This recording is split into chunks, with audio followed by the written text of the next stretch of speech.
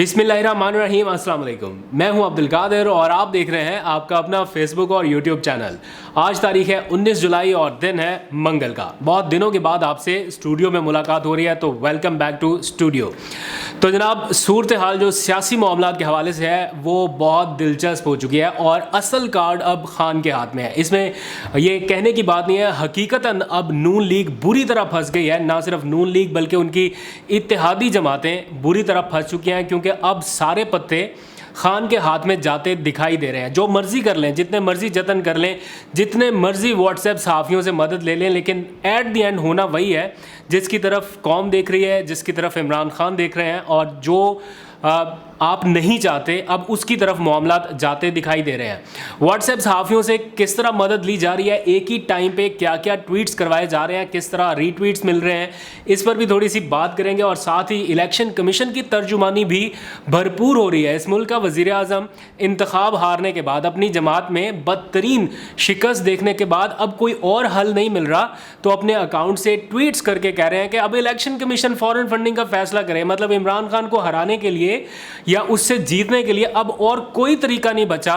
अब हर तरफ से मायूसी है। पता चल गया कि अवामी सपोर्ट साथ नहीं है, तो तरीका क्या निकाला कि ट्वीट करके अब इलेक्शन कमीशन के ऊपर आ रहे हैं कि जनाब आप फॉरेन फंडिंग का फैसला करें वरना हम गए। दूसरी तरफ खुल्लम खुल्ला ऐलानात हो रहे हैं बंदे अगवा करने के, कि किसी तरह से अभी भी इतनी बेशर्मी और ढिठाई का मुजाहरा किया जा रहा है। इतनी बदतरीन शिकस्त के बाद आके टीवी पर बयान दिए जा रहे हैं कि 4-5 बंदे गायब हो जाएं तो फिर क्या होगा। तो ये बंदे गायब करने वाला मामला है, इसके ऊपर भी कुछ एक्शन हो रहा है और इमरान खान साहब के हुक्म पर पीटीआई सुप्रीम कोर्ट से रुजू कर चुकी है। और उसमें यह कहा गया है कि आपने सुप्रीम कोर्ट से कहा गया है कि आपने हुक्म दिया था कि पंजाब के ये जो इंतखाबात होंगे ये शफाफ होंगे, इसमें किसी किस्म की रुकावट नहीं होगी। लेकिन एक मशकूक वज़ीर आला जिसकी कोई आईनी कानूनी हैसियत नहीं है, वो धांधली के लिए तैयार बैठा है। इसके ऊपर क्या मज़ीद पेशरफ्त हुई है वो भी आपको बतानी है। लेकिन इन सारे मामलात में एक चीज़ हम भूल रहे हैं, वो ये कि 8-10 लोगों की अना इस मुल्क पर इतनी भारी पड़ रही है और हम इतनी तेज़ी से मुआशी तबाही की तरफ जाते दिखाई दे रहे हैं कि शायद उसकी वापसी के लिए दिहाइयाँ भी कम पड़ जाए। मैं बड़े वसूख से आपको ये बात बता रहा हूँ, क्योंकि इन मामलात को बहुत करीब से देख रहा हूँ, रिपोर्ट कर रहा हूँ। और जितनी तेज़ी से आज के दिन, कल के दिन 4 रुपये 5 रुपये के करीब डॉलर ऊपर गया, आज के दिन सिर्फ चंद घंटों में 6 रुपये डॉलर ऊपर चला गया है। डॉलर 225 पर है, रुपया बर्बाद हो चुका है, स्टॉक एक्सचेंज तबाह हो चुकी है। मूडीज़ के बाद फिंच जो आलमी इदारा है उसने भी अपनी रिपोर्ट में पाकिस्तान को डाउनग्रेड कर दिया है। पाकिस्तान की जो मुआशी आउटलुक है उसको मनफी कर दिया। और ऐन उन लम्हात में जब ये सारी मुआशी तबाही का खेल रचाया जा रहा है, उस वक्त जब परेशान होना चाहिए, एक मुआशी एमरजेंसी जैसी कैफियत है, पाकिस्तान को श्रीलंका से बचाने के लिए या उस जैसी सूरत हाल से बचाने के लिए हंगामी एक्शन प्लान की ज़रूरत है।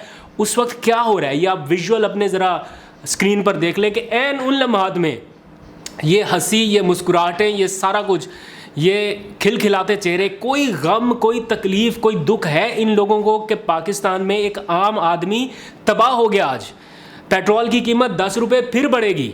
ये आपको जो 15-18 रुपये का दिया गया था एक लॉलीपॉप ज़िमनी इंतखाबात के लिए, वो तो हार गए। अब क्या करना है, अब पेट्रोल की कीमत फिर बढ़नी है। सिर्फ यही नहीं, अपना 1100 अरब रुपया बचाने के लिए, सिर्फ अपना 1100 अरब बचाने के लिए और अपने चंद केसेस बचाने के लिए इस मुल्क के अरबों रुपए, इस मुल्क की आवाम के अरबों रुपए डबू दिए। जिसने आज जाके दाल, रोटी, चीनी, चावल, आटा ये सब कुछ खरीदना है, उसको नहीं पता डॉलर की प्राइस ऊपर नीचे बढ़ने से क्या फ़र्क पड़ेगा। जब पेट्रोल लेने जाएगा तब पता चलेगा कि क्या फ़र्क पड़ता है। आप लोगों को बराह रास्त इफ़ेक्ट कर रहा है ये सारा मामला। लेकिन मैं हैरान हूँ कुछ लोगों पर, वो अभी भी ये समझते हैं कि ये निजात दहिंदा है। ये लोग निजात दहिंदा हैं सिर्फ अपने केसेस के लिए। 1100 अरब रुपए का खुद को रिलीफ देना था, लेकिन अरबों रुपए का कौम को टीका अब तक लग चुका है। आपके मुल्क के रिजर्व कहाँ पर चले गए, कोई एक लम्हे के लिए सोचे तो सही।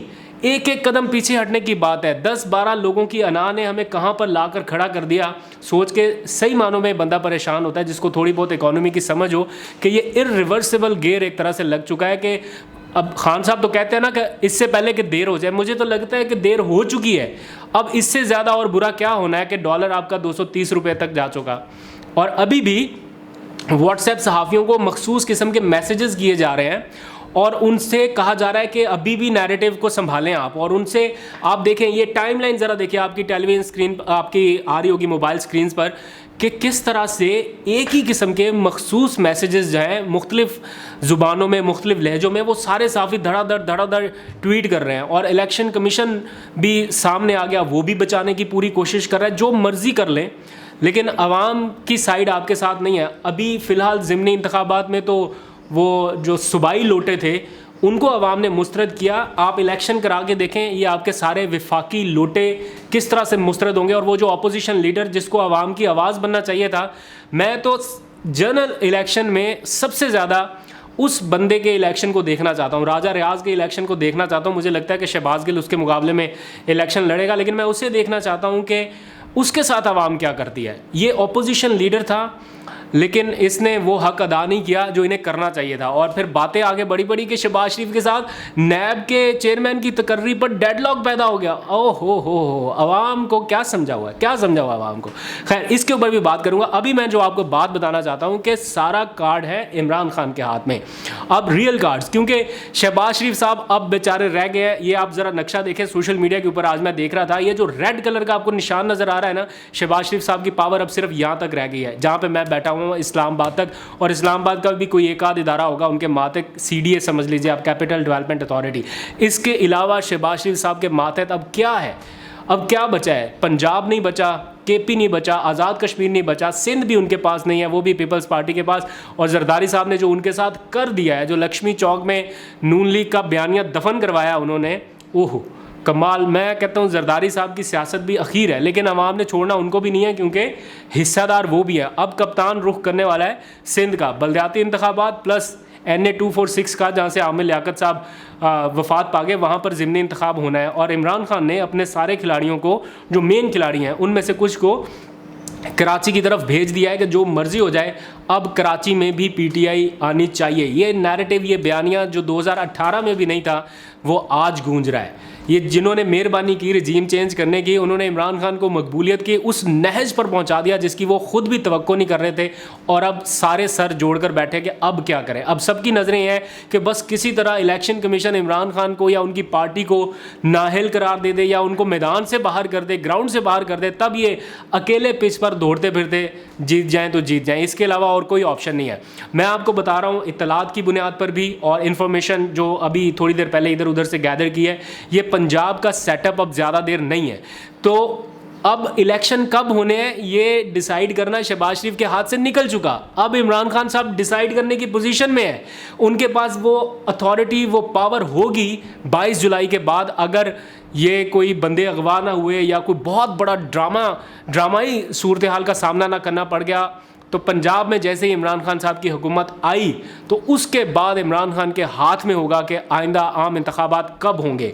और इत्तला ये है कि अब हर तरफ से सिग्नल मिलने लग गए हैं कि अब और कोई रास्ता नहीं है। ये जो मुआशी तबाही की तरफ पाकिस्तान जा रहा है, ये जो पॉलिटिकल स्टेबिलिटी नहीं आ रही पाकिस्तान में, जिसकी वजह से आम बंदा बहुत बुरी तरह मुतासिर हो रहा है, इसको बचाने के लिए अब कबल अज़ वक्त इंतखाबात के अलावा और कोई ऑप्शन नहीं है। तो इसलिए 22 जुलाई गुजरने दें, ये खुद भागते फिरेंगे कि अब बताएं जनाब टेबल पर बैठे कि कब हमने इलेक्शन कराने हैं, क्योंकि इमरान खान के हाथ में होगा। वो पंजाब असम्बली तोड़ दें अगर और फिर KP असम्बली तोड़ दें तो फिर कोई क्या करेगा। और मज़े की बात यह है कि अब ये भी मुतालबा किया गया है कि पंजाब में दाखिले पर पाबंदी राना सनाउल्लाह पे और अता तारड़ पर लगनी चाहिए कि उन्होंने गैर कानूनी जो अहकाम दिए थे। अब अगर PTI चाहे तो इन लोगों के खिलाफ भी यही। आज तो फवाद चौधरी साहब ने अपनी प्रेस कॉन्फ्रेंस की और प्रेस कॉन्फ्रेंस में उन्होंने कहा कि 22 जुलाई तक राना सनाउल्लाह के पंजाब में दाखिले पर पाबंदी लगाएं, वरना 22 जुलाई के बाद हम खुद लगाएंगे।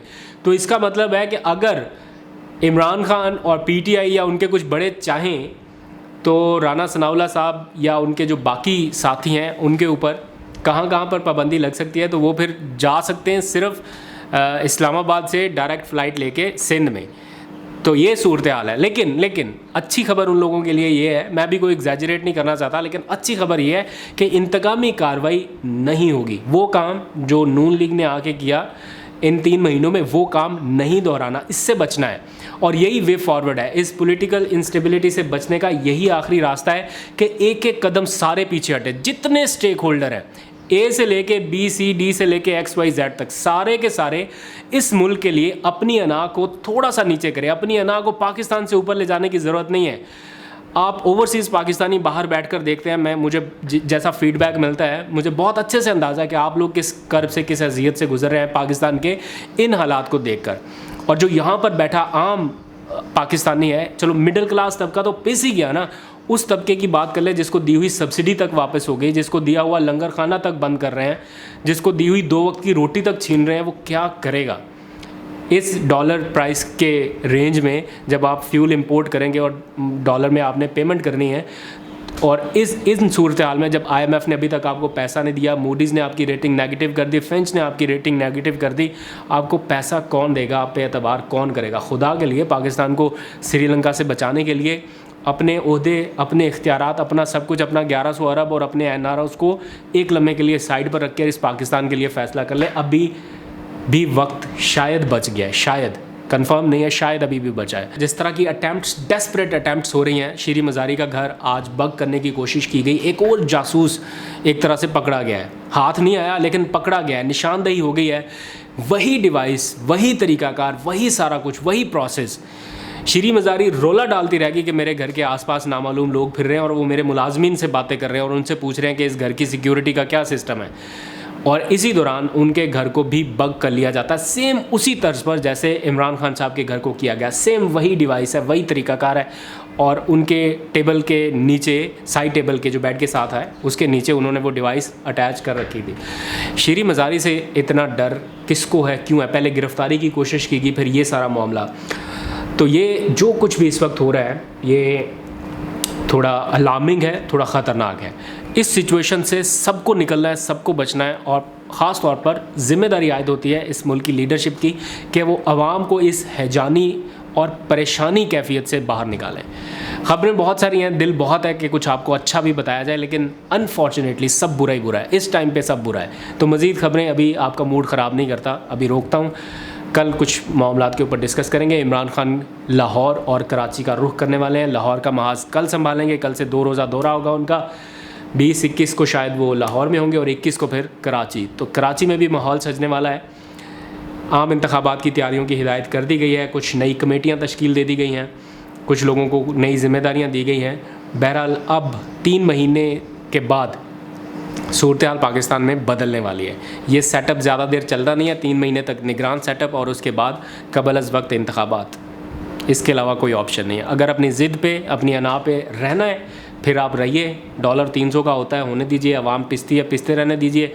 फिर जो आवाम आपके साथ करेगी वो शायद उसकी कोई माफ़ी तलाफ़ी नहीं है। आप बाहर से बैठ के जितने मर्ज़ी बयान दे लें कि हम तो चाहते ही नहीं थे इंतखाबात, ये इक़्तिदार में आना, हमें तो लोग कह रहे हैं इनके अपने कि हमें मजबूर किया गया, हमें डराया गया, धमकाया गया कि अगर आपने रजीम चेंज ना किया, अदम एतमाद ना किया तो पता नहीं किसको ले आएगा खान और क्या कर देगा।